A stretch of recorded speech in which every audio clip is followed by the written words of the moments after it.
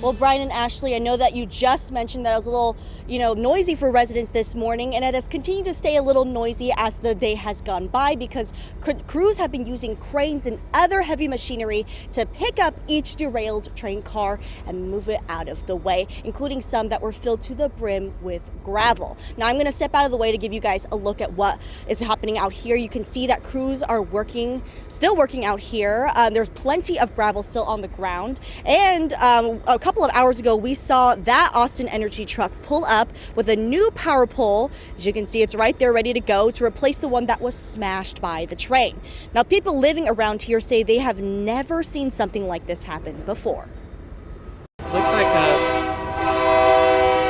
People living near East Sixth and Pedernales are no strangers to trains. Train that comes from the quarry every night at 10:30 p.m. it goes out and it comes back around 3:30 like clockwork every night. But just before 4 a.m. on Tuesday, that same train went a little off course. I guess this is what woke me up in the middle of the night at 4:30 last night. According to AFD, a train derailed and 7 cars overturned, one filled with gravel. It took down a power pole, affecting customers like Trey Ovalle, who lives in the Pedernales lofts down the street. I lost my power at like 4:30, got it back at like 6:30, so it was all good. Ovalle says he woke up to a loud sound and his apartment shaking, but didn't realize the accident was this bad until he walked outside. This is pretty wild because it's a residential area.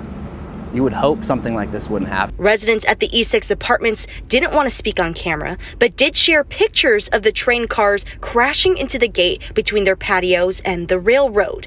No injuries were reported, but people's days were disrupted. we were coming down Pedernales Street and realized there was a lot more traffic than we would normally see. And Derek Hansen, who normally bikes through the area, saw the derailed train and the traffic it was causing. on bikes, we do this a lot where we just have to adapt and find safe routes. And I know for cars, Google doesn't really necessarily know what to do with this. Cap Metro, who owns the tracks, says Watco, TxDOT, and they are working together to clean up the scene as quickly as possible to get things back on track. Now, we also did reach out to Watco Rail to get a better idea of how this derailment happened, and a spokesperson got back to us saying that they are not providing a statement at this time. Now, while this was not one of Cap Metro's trains involved, the rail service was impacted. So the agency is providing bus bridges between downtown and MLK stations to help customers get around. Live in Austin, Jessica Cha, KVUE News.